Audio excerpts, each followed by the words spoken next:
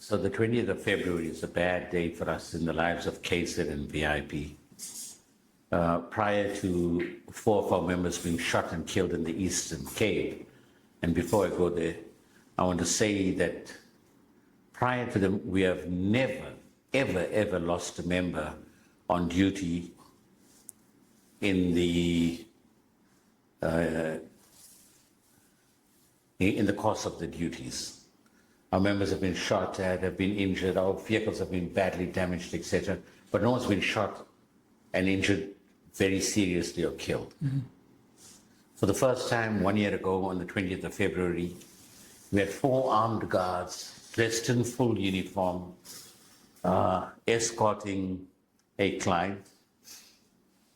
And he was escorting a client. Our guys were driving a black Fortuner, fully marked, SWAT. Our registration numbers reflect that it belonged to KSID and VIP Protection Services.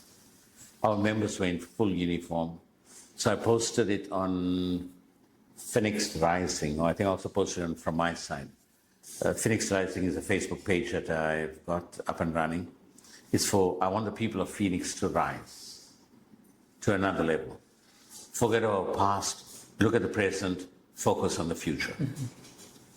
So 4 of our people were escorting the escorting the client in Eastern Cape, close to Butterworth.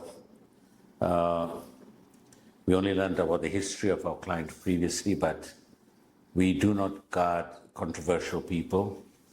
When we found out through our police checks, we had a green light go. We started to guard the client, and they were escorting him to somewhere in the Butterworth area or the Eastern Cape. And our guys were dressed in full uniform, bulletproof vests, caps, as the photograph shows. Very controversial. So when we work in another area, because of the weapons that we carry, because of the work that we do that is very high risk, we always introduce ourselves at the local police station. Hey guys, we are from KSID and VIP, person A, B, C, D, I'm the team leader, right. There's our weapons we're carrying, etc. So on the date in question, we heard that they were cleared by the police. The police inspected everything, their firearms, ammunition, their CRA licenses, their firearms certificates, etc., and whatever. That was in the vehicle that they were traveling with. When I phoned the police, when I heard our members were shot because we couldn't get communication with them, and then we just had to find out through social media that our members were shot and killed. So when we started to make phone calls, and the guy told me, he said, hey Glenn, yeah, I think about 4 or 5 people have been shot, but those were suspects in a cash and transit robbery. Okay. So I said, okay, do you all have the registration number of the vehicle? Because we've got information our guards have been shot, we don't know. He said, no, listen, I don't think it's your guys. These are just armed robbery suspects. So I said, okay, fine. And then as word came to us that it was our people, I think it was the next day or the following day, I can't recall, got into our vehicles, we drove to SAP Butterworth, spoke to the guy who introduced himself as some colonel, he was a first ball commander. So we told him, listen, we're here for the shooting.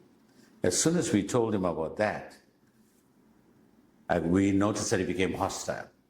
He was accompanied by another policeman, I think he was a colonel as well, or a captain, who became very hostile towards us.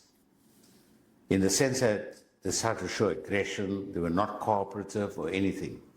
And I told him, listen, we believe our guys have been shot, so we here want to know about the bodies, where's our vehicles, where's all our guns, etc. He said, no, we can't help you. You must go and get a court order if you want a copy of our SAP 13, or you must go speak to organized crime. So I said, okay. Then I said, can we have a CAS number, what has happened, this and that? Because the police must either open up a murder case or an inquest. I believe the police opened up, not the police, IPID opened up a murder investigation. iPad? Yeah. So in any police shooting, iPad is called out, iPad will look, and iPad will make a decision and decide whether it's whether it should be murder or inquest. So you said police shooting. Was it the police that shot Our guards. at your guards? Yeah, so what I'm saying is now, so the police originally, they didn't give us any information. To date, they refused to give us any information. IPID has also, so I had a meeting with IPID, the head of IPID Eastern Cape, her deputy, and another female that was sitting there. I must just go back through my notes and see who I spoke to. And I told them, they said, no, they cannot give us a report because constitutionally they can only give it to us after 3 months. I said, huh? What constitution says that? But listen, you must remember, we're all traumatized now after realizing that's our security guards. So it's like, hey, now what the flipping hell is happening? So I said, okay, I'll just have to just give this to my attorneys.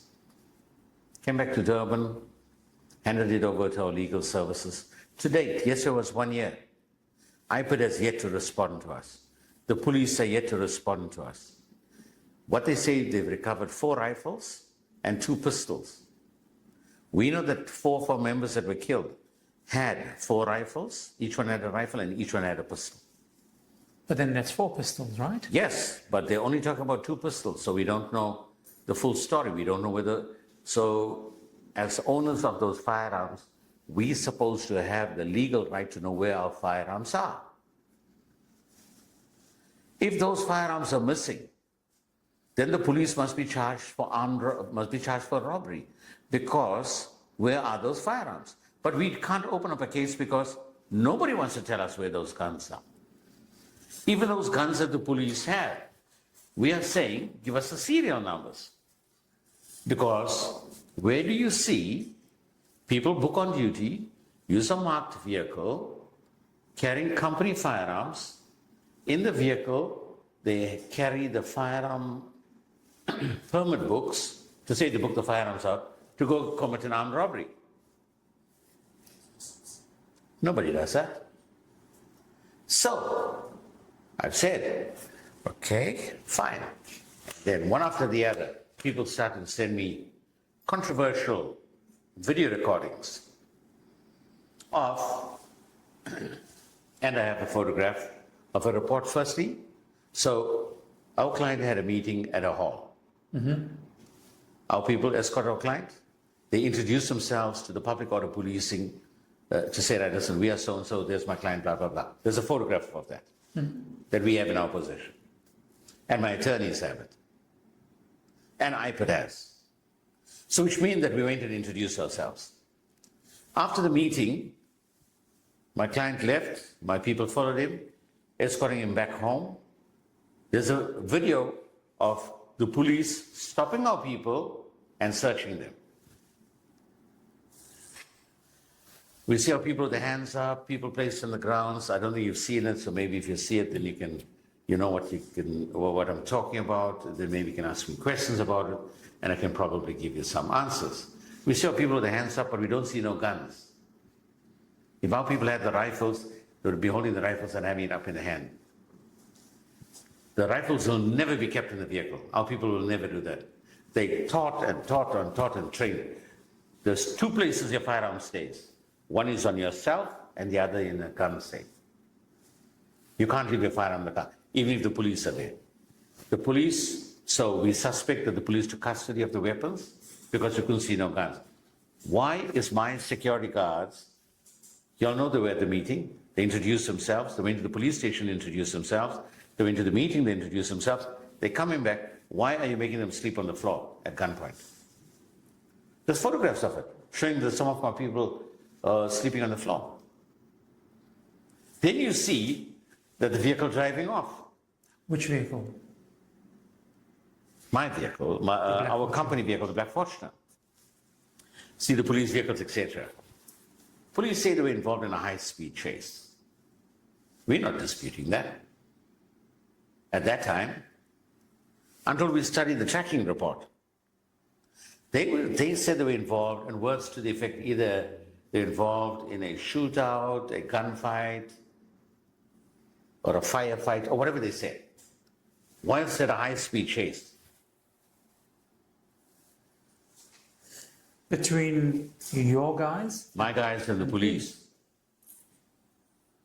Now, there's a video showing that my vehicle is parked on the side of the road. Policemen walk up to the vehicle shooting at my vehicle. Whilst it's parked and stationary, there's policemen also standing in front of the vehicle, behind the vehicle and on the side of the vehicle. And the traffic has been stopped. So how fast was it traveling when they shot at it? There's two videos. The community in that area have already been approached by the police and told, listen, y'all don't talk about this. People's phones were taken and checked if they made video recordings of what happened. But it's plastered all over social media.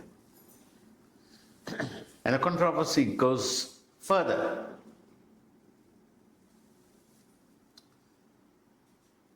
One bullet hole. Okay, I'm going to keep that for evidence in chief. Or the person who saw it, the forensics. We had to hire our own private forensics experts. Why? We know that there was going to be a police cover-up. The police made different social media statements contradicting one another. From armed robbery suspects to I don't know what suspects they were. We asked for case numbers. They don't want to tell us. If you're a suspect, you must have a case number. 100%. So, what was the case number? Now, let's go further. We went 1 month later. I took my forensics expert, etc., blah, blah, blah. We go look at the scene. He comes with his metal detector looking. You know the head of a bullet, or what the bullet is? We found bullets at the scene. The head of the bullet or the shell? The head of the bullet. We've also found shells at the end on the scene. I don't know if it was one shell or more, but I know there was many bullets found on the scene 1 month later. How did the South African police forensics experts do the job? We've informed IPID about it. IPID has not collected it. They've not collected that evidence.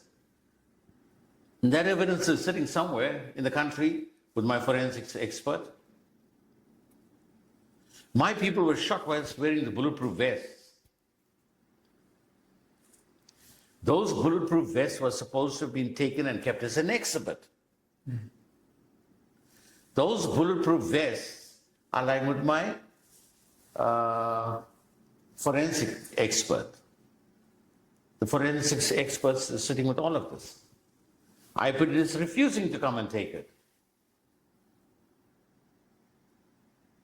Now, the cover-up has gone so big, and I'm telling you here that a lot of people are going to go to jail.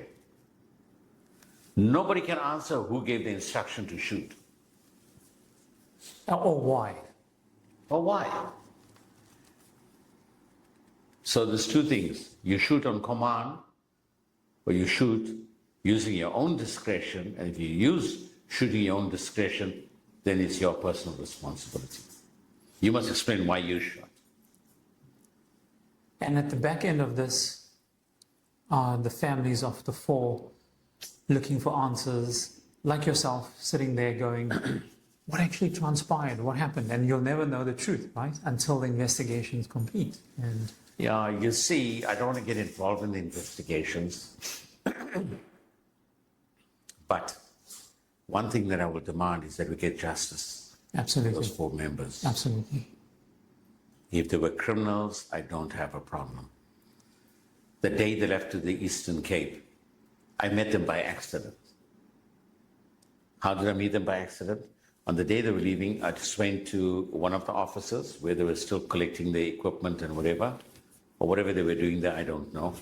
So I just went to go and visit somebody there at a tuck shop next door. And I saw these guys all kitted up and they're looking all smart, what it is. Then I went to them, hello guys, I introduced myself because I don't think they knew who I was, and I told them who I am. And I asked them, hey, where are you guys going? So I thought it was some special operation in Durban. They said, no, we're going to Eastern Cape. I said, oh, okay, what are you guys going to do there? They said, no, we've got a job, boss, we're going to go do that. What it is. So I gave them my blessings. I told them, please just be careful how you guys do your job. Please always cooperate and work with the police. Don't forget that the police are there and you must work together with them, no matter what, right? And sadly, I feel so let down, like I led them to their death. I told them to trust the police. So I wore the uniform. I wore those red badges. When we worked in the police, we worked for the good of our community. 100%. You know? Yeah. And that is why when I look at a police officer today, I just look and I sit and I think to myself, who am I looking at? What am I looking at? Are you really a policeman? Or are you a cold-blooded murderer? Then if you are that cold-blooded murderer, or you're a hitman from the police, or you're part of the hit squad, that's what I'm going to call you. Then I'm going to say, listen, you know better than the criminal out on the street. So, like I said, I've left the security industry. I just don't want to go back there. I just want to go enjoy my life. It's had some serious repercussions. I wanted to go and live in Mauritius. I went up there. I did every single thing. And you know why I was turned down? Why? Glenn, you're one of the most controversial people from South Africa.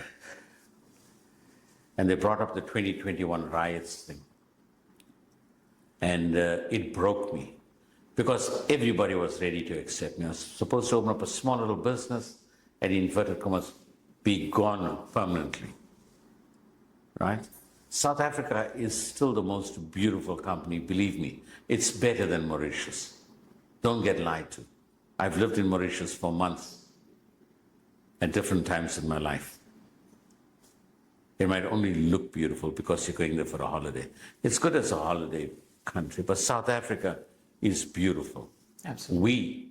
We as South Africans need to build and take South Africa on the proper road going forward. I've traveled to a few countries. I agree with you. There is no country much more beautiful than South Africa. Even the people. Yeah. You know, they say hashtag together we can do more. And I honestly believe, I honestly believe that. Yeah. So that's why I say when you're a businessman, you personally, you break every labor law. Why? You yourself, you don't work 8 hours. You don't say, no, weekend, I must get paid extra or something. As a business owner, you yourself work. You have to work to keep yourself going forward. You know? And then, of course, your priorities. Yes, I go to functions. I drink alcohol. But I'll go to a function. How do you feel if you go to a function and then you got somebody working with you and he's drinking a bottle of whiskey that's like about 6,000 Rand a bottle, and you're drinking a bottle of whiskey that's 600 Rand a bottle? How does that make you feel? Then you ask yourself, what are your priorities and what is his priority? 100%. There we go. That's what I'm talking about. I'm not saying, see, listen, I can't afford the 6,000 Rand thing. Sure. I'm saying, what is my priority? My priority is to ensure that my business runs well, I pay my staff well, I do everything well. Okay? Your priority is not saying, hey, listen, if somebody spending 6,000 Rands on a bottle of whiskey, then we can buy the same bottle as my boss, 600 Rand, and the other money, 5,400, let me take it and save it or do something constructive in your life. Absolutely. I'm not saying don't enjoy life. Please, I'm not saying that. I'm saying enjoy life, but I'm also saying, listen, guys, put your priorities first. Be logical in your reasoning. Yeah, exactly. Glenn, thank you. on that note, thank you very much. Thanks for your time. Thanks for trusting the space, trusting me, and being so open and honest. I didn't expect you to go so deep, and please understand, I truly appreciate it. Thank you very much. Well, I must thank you for listening to me. I also want to say it's a pleasure to, help my community. Like I said, I have these 2 projects left. And once I'm over with it, then I'll take my foot off the accelerator, but I won't stop helping people. There's those that have helped. I've told them it'll be their job to also create number one, create employment. But if people have the potential to become an entrepreneur, train them to become an entrepreneur. Let them open up a business, no matter how small, no matter how difficult. Just help somebody to show them what you can do to progress in life. But thank you very much for everything. Thank you, Glen. Take care.